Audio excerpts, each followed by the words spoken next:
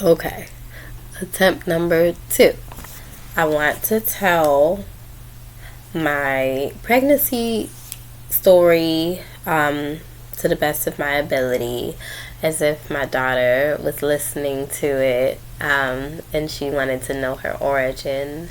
Um, One thing that I've been avoiding is talking openly about my pregnancy journey because there is a lot of pain wrapped up in it. But on this full moon, I'm aiming to shed those layers of bitterness and pain and just disappointment around my pregnancy, because I've experienced such a beautiful birth and such a beautiful postpartum with my daughter and my husband, and I want to be able to let go of the pain that came from my pregnancy.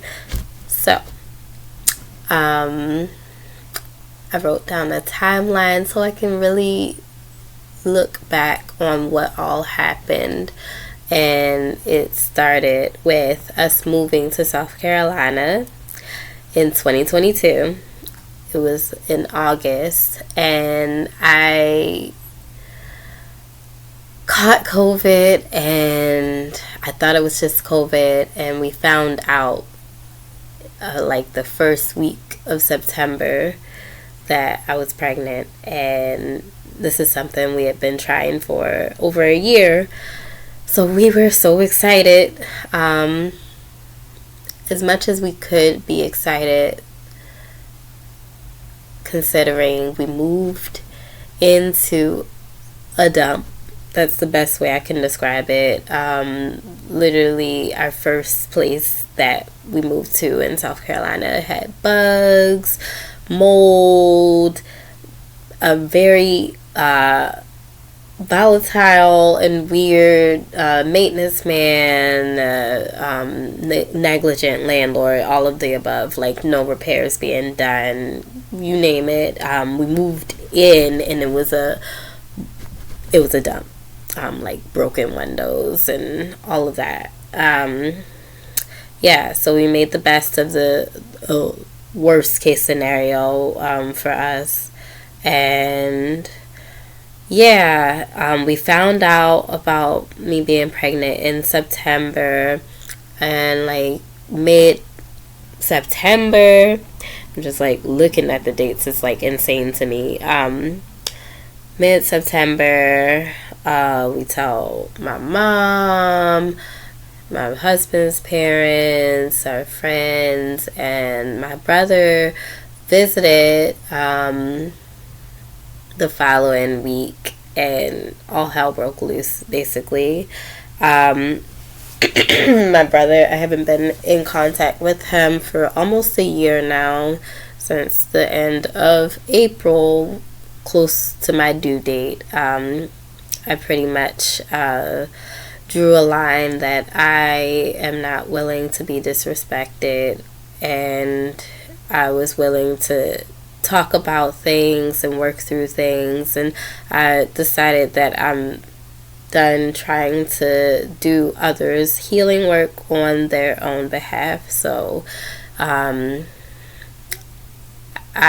put the ball in his court to contact me when he's ready to talk, and he has not made attempts. So there's that. When I imagined my pregnancy, I imagined it being just this joyous occasion. Obviously, it's not all going to be pretty and glamour, but I really did spend all of my pregnancy depressed.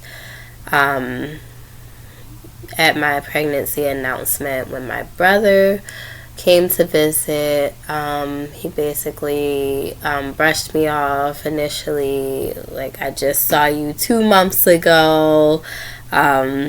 So we just like went into a whole like back and forth of like what's going on. we'd stop the whole announcement just to see, okay, what's going on with you? Why are you so upset? All of this. Whoop-de-whoop. He swears that it's for a good reason. To this day, I still don't understand why everything was directed towards me. But basically, he had a lot of hostility and anger about coming to visit me and feeling rushed about it. I literally waited all day, like 11 a.m. to like 6 p.m. and basically just asked when were they coming through, when it was my mom and my brother coming through, and it just spiraled into something unnecessary. And I didn't get a what is it, a pregnancy. I didn't get any shower. I didn't get no baby shower. I didn't have any party. It was too miserable with the place that we were living at in the first place, and the people around me didn't really like rally to make that happen. I felt disappointed on many fronts, but as far as the pregnancy announcement with my brother and my mom in the room, the reaction to me saying, hey, we've been trying for a while and we're pregnant, his reaction was, I don't care. Oh, you beat me to it. You always do. Congratulations. It's not the first baby to be born. Yeah, all of these things that just, if it was anyone else, I know for a fact wouldn't have come out of his mouth, but because it's me, it came out of place of spite. And all of the following conversations after were gaslighting, worse than the initial comments, almost. Telling me I'm being dramatic, I'm attention seeking, I'm trying to make stuff up. So this is stuff I'm hearing while pregnant, and it's supposed to be a joyous time.